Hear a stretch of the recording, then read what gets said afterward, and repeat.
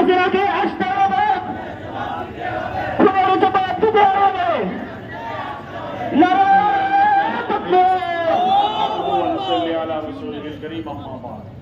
ইসলামী আন্দোলন বাংলাদেশের আমির হযরত পীর সাহেব চরমোনাই ঘোষিত 9 দফা বাস্তবায়নের লক্ষ্যে আজকের এই গণসমাবেশে শ্রদ্ধেয় সভাপতি, উপস্থিত ইসলামী আন্দোলন বাংলাদেশ এবং সহযোগী সংগঠনের নেতৃবৃন্দ, প্রিয় সিলেটবাসী, সাংবাদিক বন্ধুগণ, প্রথমেই সবাইকে বিজয়ের শুভেচ্ছা এবং মহান আল্লাহ তাআলার নিকট শুকরিয়া জ্ঞাপন করছি। আলহামদুলিল্লাহ। 9 দফা যেটি মোহতারাম আমির দিয়েছেন, এই 9টি দফা শুধুমাত্র ইসলামী আন্দোলন বাংলাদেশের দাবি নয়, শুধুমাত্র পীর সাহেব চরমোনাইয়ের দাবি নয়, এটা বাংলাদেশের প্রত্যেকটি নাগরিকের দাবি। এই 9 দফার মধ্যে আছে যারা বিগত 16 বছর এই দেশকে লুটপাট করেছে, রাহাজানি সৃষ্টি করেছে, এই বাংলাদেশকে চুরি করে বিদেশের কাছে বিক্রি করে দেওয়ার ব্যবস্থা করেছে, তাদেরকে বিচারের আওতায় আনতে হবে। 9 দফার মধ্যে রয়েছে যারা ভোট চুরি করেছে, তাদের বিচার করতে হবে। এই 9 দফার মধ্যে রয়েছে যারা নির্বাচন কমিশন হিসাবে জাতির সাথে বেইমানি করেছে, তাদের বিচার করতে হবে। এই 9 দফার মধ্যে রয়েছে আগামী 6 মাসের মধ্যে এই অন্তর্বর্তীকালীন সরকারের পক্ষ থেকে নির্বাচন দিতে হবে। এই 9 দফার মধ্যে রয়েছে এই অন্তর্বর্তীকালীন সরকারের মধ্যে জাতীয়ভাবে একজন স্বীকৃত এবং সবার কাছে গ্রহণযোগ্য একজন আলেমকে অন্তর্ভুক্ত করতে হবে। এই 9 দফা কি বাংলাদেশের জনগণের মনের আকাঙ্ক্ষা এবং ভাষণা নয়?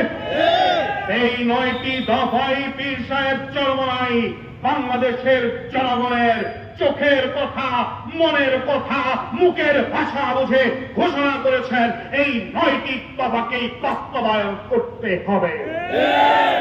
এই অবস্থার মধ্যে কেউ যদি কোনো ধরনের সুযোগ সন্ধান করতে চান, মনে রাখবেন এই দেশের জনগণ 2024 সালে অসাধ্যকে যেভাবে সাধ্য করেছে, যেইভাবে একটি স্বৈরাচার যারা কিনা এত নিচে পর্যন্ত চর গেড়ে বসেছিল, আমেরিকা পর্যন্ত তাদেরকে চোখ রাঙিয়ে দিতে ভয় পাচ্ছিল, সেই স্বৈরাচারকে দেশ থেকে পালিয়ে যেতে যেই জনগণ বাধ্য করেছে, সেই জনগণ কোন কুচক্রী মহলকে সমাজে ঠাঁই দিবে না ইনশাআল্লাহ।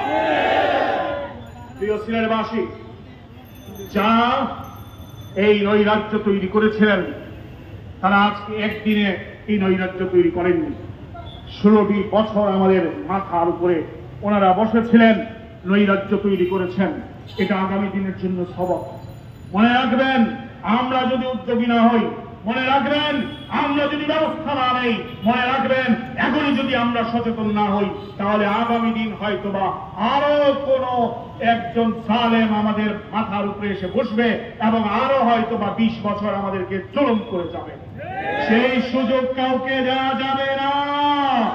এই দেশের মানুষের কাছে পরীক্ষিত ওলামায়ে কেরাম, জাতির রহবর, বুদ্ধিজীবী এবং সৎ ব্যক্তিদের সমন্বয়ে গঠিত ইসলামী আন্দোলন বাংলাদেশকে আগামী দিনে রাষ্ট্রীয় ক্ষমতায় আসীন করে এই দেশ থেকে চিরতরে সকল জুলুমবাজদেরকে হটাতে হবে।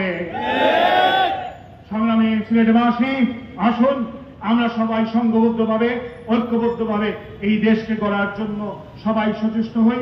আজকের এই বৈরী আবহাওয়ার মধ্যেও দীর্ঘক্ষণ আপনারা দাঁড়িয়ে নেতৃবৃন্দের বক্তব্য শুনেছেন, কথা সবই চলে এসেছে।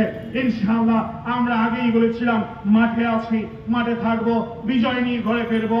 এই সিলেটে বারবার মিছিল করেছি। বিগত দিন মিছিলের পরে বিজেপি আমাদের সামনে চোখ রাঙানি দিয়েছিল। আজকে বিজেপি কোথায়? আমরা তো রাজপথে আছি, আজকে ছাত্রলীগ কোথায়? আমরা রাজপথে আছি। আজকে যুবলীগ কোথায়? আমরা রাজপথে আছি। আজকে আওয়ামী লীগ কোথায়? আমরা রাজপথে আছি। আজকে শেখ হাসিনা কোথায়? শেখ হাসিনা গেল কই?